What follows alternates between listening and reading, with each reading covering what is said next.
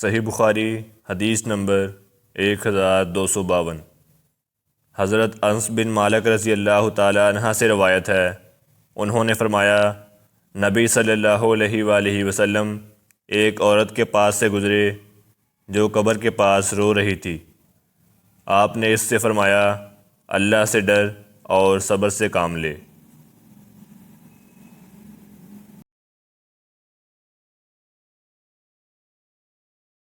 صحیح بخاری حدیث نمبر 1253۔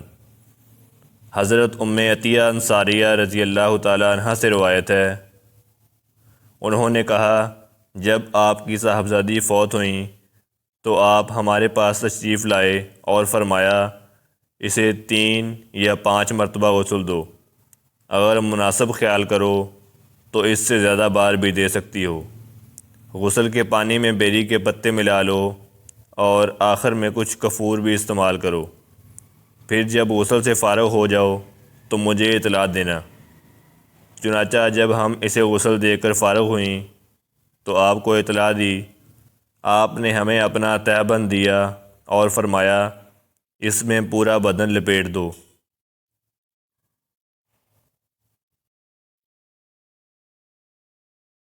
میت کو غسل دینا ضروری ہے کیونکہ رسول اللہ صلی اللہ علیہ وآلہ وسلم نے اس شخص کے متعلق حکم دیا تھا جو حالت احرام میں اپنی سواری سے گر کر جاں بحق ہو گیا تھا کہ اسے پانی اور بیری کے پتوں سے غسل دو۔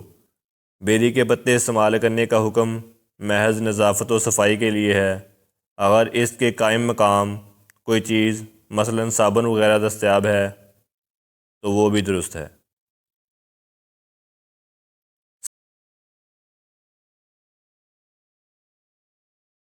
صحیح بخاری حدیث نمبر 1254۔ حضرت ام عطیہ رضی اللہ تعالیٰ عنہ سے روایت ہے، انہوں نے فرمایا، رسول اللہ صلی اللہ علیہ وآلہ وسلم ہمارے پاس تشریف لائے جب کہ آپ کی صاحبزادی کو غسل دے رہی تھیں۔ آپ نے فرمایا، اسے 3 یا 5 یا اس سے زیادہ بار پانی اور بیری کے پتوں سے غسل دو اور آخری مرتبہ کفور شامل کر لو۔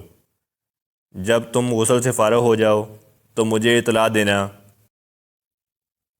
چنانچہ ہم نے فارغ ہو کر آپ کو اطلاع دی تو آپ نے ہمیں اپنا تہبند دیا اور فرمایا، اسے اس میں لپیٹ دو۔ ایوب راوی کہتے ہیں کہ مجھے حفصہ بنت سیرین نے محمد بن سیرین کی طرح حدیث بیان کی۔ حفصہ کی حدیث میں ہے، اسے طاق عدد میں غسل دو۔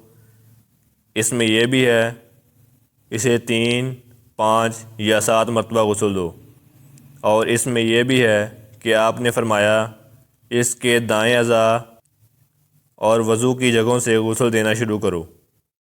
اس حدیث میں یہ بھی تھا کہ حضرت ام عطیہ رضی اللہ تعالیٰ عنہ نے فرمایا، ہم نے اس کے بالوں میں کنگھی کر کے ان کی 3 چٹیاں بنا دیں۔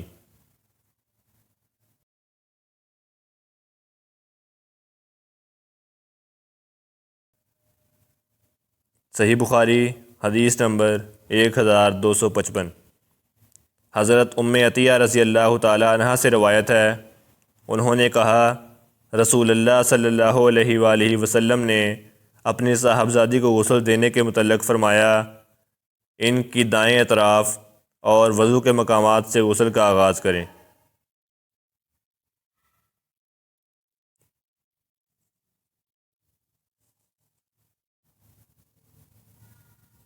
صحیح بخاری حدیث نمبر 1256۔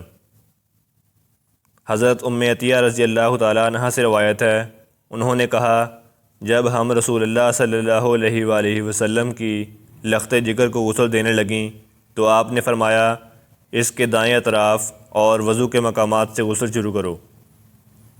اس حدیث سے معلوم ہوا کہ غسل سے پہلے میت کو وضو کرانا چاہیے۔ نیز یہ بھی معلوم ہوا کہ پہلے استنجا وغیرہ کرایا جائے، اور وضو میں کلی کرانا اور ناک میں پانی ڈالنا بھی مستحب ہے، اور یہ وضو غسل کا ایک حصہ ہے۔ وضو کراتے وقت اس کے منہ اور ناک میں پانی ڈالنا کیونکہ ممکن نہیں ہوتا، اس لیے ان کو روئی وغیرہ سے صاف کیا جائے۔